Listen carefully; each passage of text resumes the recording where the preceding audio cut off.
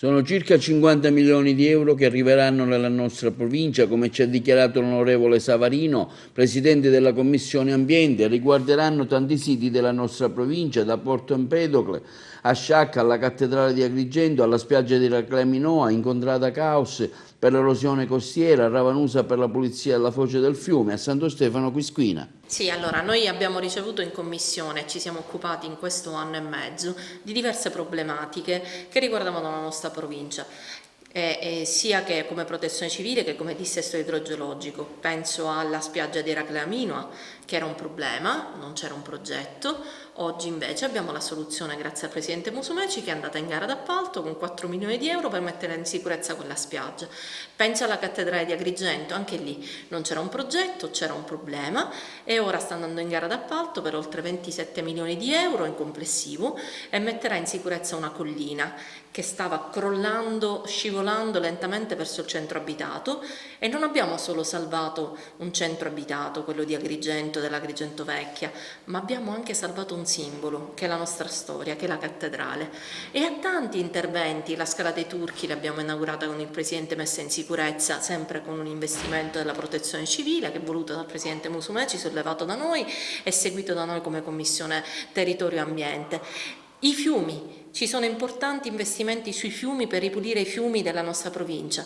Il Verdura ha un investimento che è il più grosso, sono 6 milioni di euro per il fiume e 2 milioni di euro nella foce. Sono tanti gli interventi, ho fatto un calcolo veloce. Porto Empedocle, Ravanusa, sono tanti interventi che finalmente hanno un sì e hanno i fondi e sono a gara, gare già definite in alcuni casi e che stanno partendo in altre, per un totale tra protezione civile e dissesto idrogeologico, di cui è commissario il Presidente Musumeci, di oltre 50 milioni di euro destinati alla nostra provincia, solo in questo anno e mezzo di lavoro. Dopodiché sappiamo tutti che un grande dramma della nostra provincia sono le strade. Alcune sono la Palermo-Agrigento, l'Agrigento-Caltanissetta, di competenza dell'ANAS. Noi abbiamo strigliato l'ANAS, abbiamo fatto in modo che passasse l'emendamento salva imprese. Stiamo col fiato sul collo perché pretendiamo rispetto e vogliamo che queste opere vengano completate. E poi sono le strade provinciali. Qualcuno, cioè il signor Crocetta, qualche anno fa è andato da Giletti e con un tratto di penna ha cancellato le province. Non si sono preoccupati di spostare le competenze delle province ad altri. Tra le competenze delle province ci sono le strade. Le province non hanno più avuto un euro. Quello che ieri era una buca poteva essere otturata con pochi soldi, oggi sono diventate voragini. Le nostre strade provinciali sono un disastro e allora il Presidente Musumeci si è intestato questa battaglia pur non essendo di competenza regionale e ha fatto un piano di straordinario sulle strade provinciali di 270 milioni di euro, di cui 30 milioni di euro sulle strade provinciali nostre della provincia di Agrigento sono già in gara d'appalto. Riguardano diversi comuni, la Palma, Campobello di Licata, la Palmanaro, a Ribera, nelle montagne a Cammarata, a San Giovanni, verso luoghi che sono molto abbandonati perché sono disastrate e sono uniche strade di collegamento. Ebbene, tutto questo grazie a un lavoro attento di ascolto del territorio e di spinta fortissima voluta dalla Commissione Quarta e dal Presidente Musumeci, sono stati reperiti i progetti che mancavano e sono interessanti e importanti lavori che arriveranno e sono già arrivati nella nostra provincia. Ecco, in calendario cosa avete come Commissione Ambiente?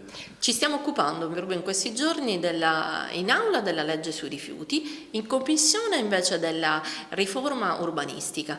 È una riforma innovativa che semplifica i percorsi e che darà anche incentivi per cercare di recuperare i nostri centri urbani. Andremo verso il principio del consumo di suolo zero, piuttosto che costruire nelle nostre periferie verranno recuperati gli abitati, i centri storici, i centri abitati, e perché questo converrà per degli incentivi volumetrici e anche incentivi economici. Ecco, sul problema finanziario, una situazione un po' deficit? Veramente una situazione molto brutta. Noi abbiamo ereditato una situazione disastrosa e purtroppo la Corte dei Conti ha ha detto che dobbiamo recuperare un disavanzo di oltre 400 milioni che è emerso adesso, che se nella scorsa legislatura, nel 2015, fosse stato segnalato dal governo Crocetta, poteva essere spalmato, è un disavanzo vecchio, addirittura degli anni 90, ma poteva essere, se segnalato nel 2015, poteva essere spalmato in 30 anni. Segnalato adesso, emerso adesso, soltanto adesso,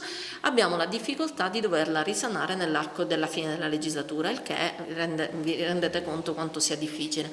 Ci auguriamo che nelle interlocuzioni che ci sono anche col governo nazionale, essendo un problema che non è stato creato da noi ma che ce lo stiamo ritrovando sul tavolo e che riguarda gli anni passati, possiamo trovare una mano d'aiuto nella la possibilità appunto di spalmare questo debito pregresso negli anni, in più anni e non solo nei prossimi 3, perché renderebbe ingessato il nostro bilancio. Proprio per questo motivo, in attesa che ci siano questi riscontri, il governo Musumeci ha attivato un'interlocuzione romana sperando di trovare sinergie che servono non al governo Musumeci ma alla Sicilia.